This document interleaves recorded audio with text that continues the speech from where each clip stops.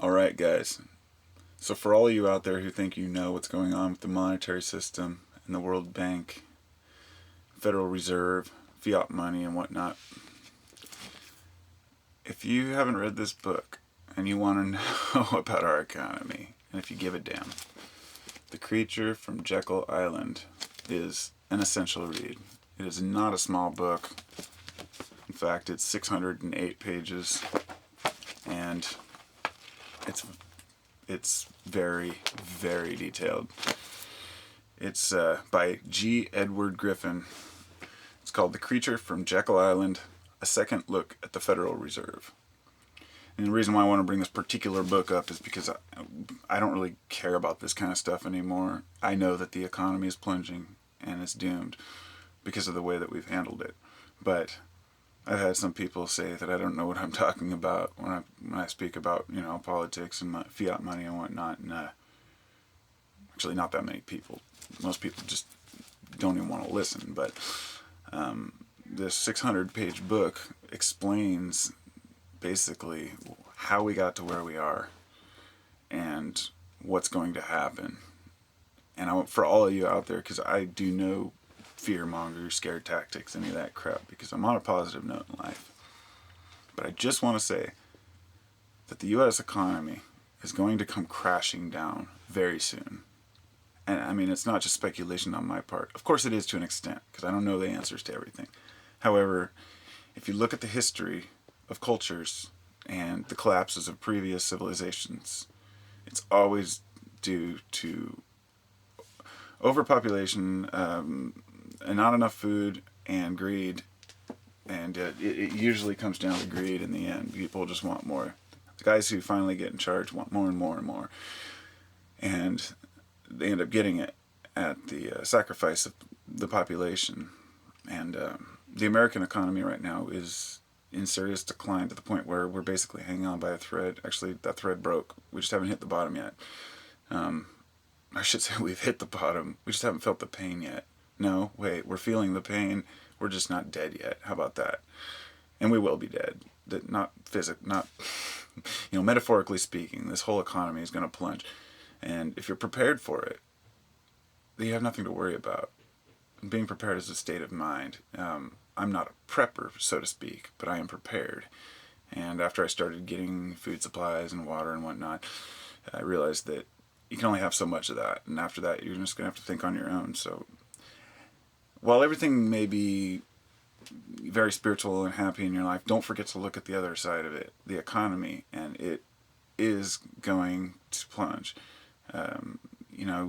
China recently, they've basically issued their most recent currency was issued based on a gold standard again, which the U.S. went off in 1965. For those who don't know, or some date like that, that's when they stopped minting at least silver coins. You'll notice anything before 1965 is silver, and gradually they put less and less silver in up to that point, and then now they're worthless.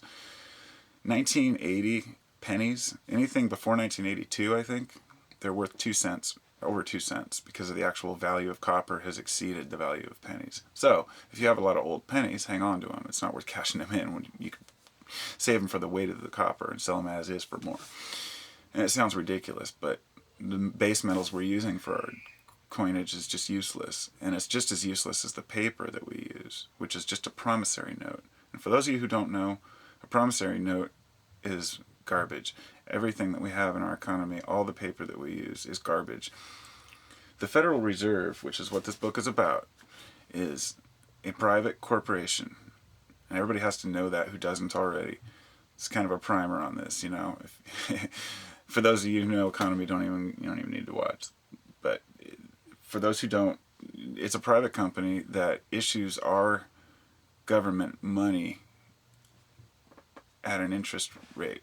So we basically, let's put it this way, when the entire country, at the end of the year, when you pay your 3 months worth of wages into the federal tax, if you want to look at it that way, you work 3 months for the government.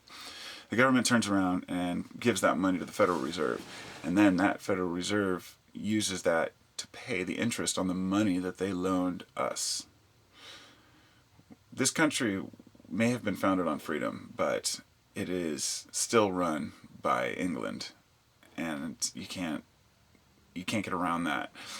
There are, a few. The U.S. is a corporation. There's many people can put it much more eloquently than I can. It's basically the U.S. is the war grounds. The Europe, over in Europe, Britain is the financial capital. There's a few other countries involved, but it's basically a big ass Ponzi scheme. Money is the biggest pyramid scheme that has ever existed. Cash money is completely worthless. And people go crazy about it. Like, what do we do? What do we do? Oh, we'll invest in metals. Well, yeah, metals might be worth something, but let me give you a word of advice. I do invest in metals. In fact, I buy copper, I buy silver. I have these copper bars are kind of nice to buy just for, makes you feel good about yourself. I just got a few of these 1 pound copper bars. And they're like, just a few bucks each. Who knows, copper might go up one day, but the point is, having metals is nice for a long-term survival or for investment once the economy rebounds, if it ever rebounds, which I don't think it will. But don't think that you can save up, $1 million worth of gold, and then after the economy collapses, you're going to be able to trade that for food, because it doesn't work. The most important thing you can do right now is learn how to grow your own food, learn how to process your own food, learn how to hunt, learn how to fish. Design water filters. Learn how to make your own water filters. I've been doing, burning wood, creating my own activated carbon, making charcoal filters so I can filter my own water. Just be aware, and don't worry about prepping with, thousands of dollars worth of crap and bomb shelters. Just be aware that the economy is plunging deeper and deeper, and once it's over, I don't think that this world will rebound from this one for a long time. And I won't even go into the potential for a solar flare or something to knock out the grid. There's a million different doom ideas that could happen. And that's where my mind used to be, was on what could happen, what could happen. Oh my God, this could happen, this could happen. How can I prepare for this and this and this and this? And then I realized that there's so many different things that could happen that there's no way to prepare for it. Just have enough food and water for your family for at least a month or a few weeks, which is, most people can't even say they've got 3 days worth of food in their cupboards. I mean, literally, if you're really, a lot of people eat on the go. I don't eat fast food, so, I try to buy food, but